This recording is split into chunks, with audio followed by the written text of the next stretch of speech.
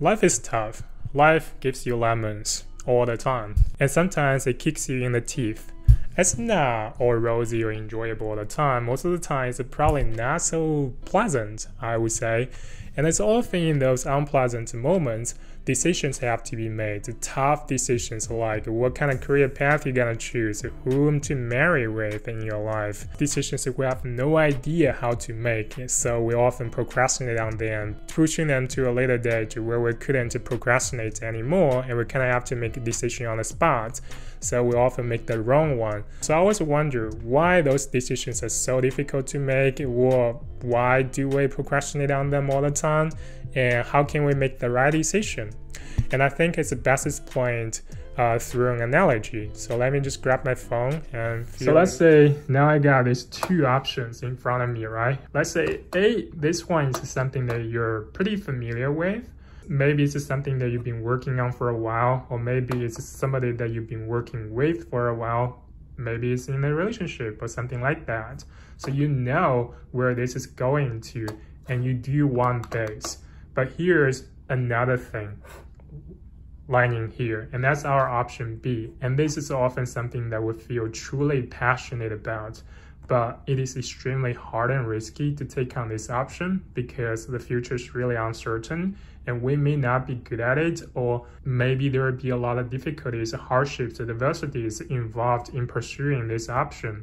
So now I'm kind of put on the spotlight, have to make a decision in that situation. What do I do? And I'm thinking, okay, do I give up on that, pursue my true passion, or what?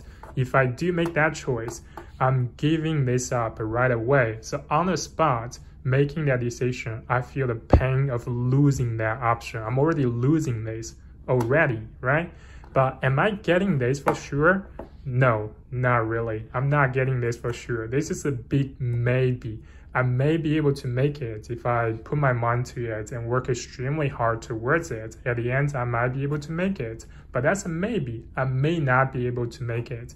And you know what? Right now, as I'm making this decision, it feels exactly like I'm actually losing this because the goal is so big, it's so far away from where I'm at right now. I don't even see myself achieving this goal. Maybe like 5 years down the road, I might be able to make it, but not right now. So right now, if I go with this option, I feel like I'm losing both of them. So now I'm feeling the double pain of losing both of them. Before making this decision, even though I have neither of them, but it gives me the illusion that I have the ownership of both of them because I can choose to pursue either one of them, right? I have the option, but now I've made the decision. I don't have that anymore. Though that's an illusion, but it's something that people really enjoy. I guess that's probably what makes a life decisions so hard to make, the pain of losing. And human beings are loss averse in nature. We want and desire things, but we also hate losing things, actually much, much more. So it is hard. But if I had to choose, I'd probably say go big or go home.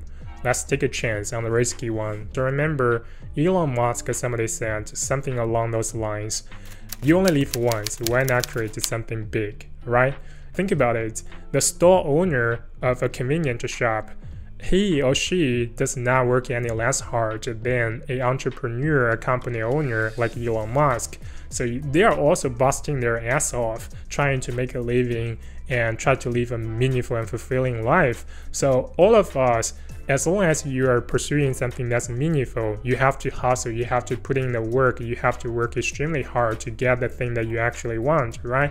So no matter what you do, you're gonna work hard. So why not do something that's meaningful and actually means something to you? Why would you settle on something that doesn't really mean a thing to you? So it doesn't make sense, right? With this being said, I don't think this is gonna really persuade people to go after their dream and pursue their passion. Because what if, right? You worry about what if. So here's another way to look at it. And I think it's probably better to bring some examples. So take me for example. Right now I'm kind of in a tough situation. So just give you a little bit context. I'm jogging between two options. So I came to Australia as an international student, and while I was doing my master's degree, I've already made up my mind to stay after graduation. So I want to apply for Australian permanent residency visa, PR, and this is something that I've been working on for a long time. I've invested a lot of money and time onto it already. So if right now I give up and to go after something else, that means, forgo all those stuff, all the effort that I've put in. But it is something that I truly want. So the end goal is something that I want. And there's also another option, that's pursuing a PhD degree, which is also something that's been on the back of my mind for a long time. I guess before I wasn't so confident about it. Not that I'm not confident about my academic ability, doing research and all that stuff. I'm actually pretty confident in this aspect. It's, I'm just not so sure about, I don't know, like whether I'll be able to get a scholarship, whether I'll enjoy the whole process of doing it. I guess I have some doubts about that. And now I have these decisions to make. And I think eventually what actually helped me to make the decision, which is I'm gonna go after PhD. I've already seen this PR thing as a lost cost already. If I get it at the end, that's like a bonus, like a good surprise for me. But if I don't get it, I'm okay, I'm fine with that. Now I'm just gonna, throw it in the backseat. Not gonna, go all my way out and do all those stuff, or trying to make it happen, all of that. I think I'll reserve all my energy for this PhD application. Yeah, and the thing that really helped me to make that decision was by looking at what direction these two things are leading you towards and what actions are required in order to accomplish these two goals. And for PR, to get it, I need to sit English examinations, I need to complete a master's degree here in Australia, which I've already done. I also need to prepare a lot of documents for a job, which I may not like. I don't like the idea of working 9 to 5 at all. So all of those things that I just mentioned, and you can kind of tell, I don't really like them, all those things. Doesn't necessarily mean they are meaningless. Some of them are kind of meaningful, like completing this master's degree, and also sitting English examinations. So they do help me to improve my English ability a little bit. But I think there are probably better ways to go about them, like learning English. Taking examinations is probably not the most ideal way to do that. On the other hand, PhD program, all the actions that's required, mostly reading and also going out experimenting on those stuff. Those things I actually do enjoy, reading about linguistics, psycholinguistics, cognitive science, TESOL, second language acquisition. I can spend all day reading that, not feeling tired or bored. I actually just came back from UC, spending my whole day sitting there reading all those papers. I actually find it pretty enjoyable. So those things I do enjoy, and I think those are things that you're going to do in your everyday life once you decided to which goal you're going to pursue. And those are things that you're going to face on a daily basis. If you don't like it, you're basically spending, I don't know, maybe 8-12 hours every day being unhappy. If you're choosing something that you do enjoy, you find meaningful, you're spending 8-12 hours of being happy. But obviously now I'm just speaking hypothetically. Once I really started to PhD, I may get tired of it really quickly, who knows. Like I said, this is just a perspective, and I think switching your focus from the end goal, what you are trying to get, every single goal that you have, you probably want it. Yeah, you want it so bad, you don't want to lose any of it. But life is life. There's a decision that you have to make, right?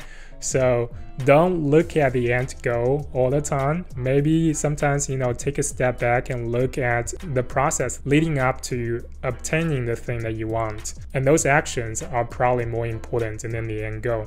So that's what helped me to make the decision. But that's just me. It worked for me now. Maybe it'll backfire 5 years down the road, and maybe I'll find and make a bad decision. But I think this is probably just life.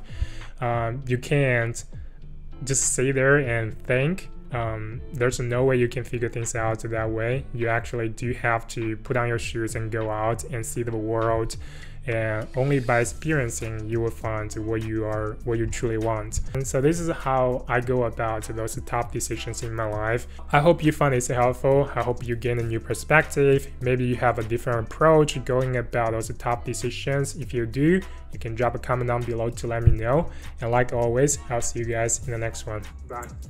Well, before I let you go, just a quick plugging ad. My own second language learning course is now available. This is not a course that teaches you specific English grammar, vocabulary, all that kind of stuff. I don't do that. But it focuses on psycholinguistics, second language acquisition, how you can best match your way of learning a language with how your brain works so that you can significantly boost your learning efficiency.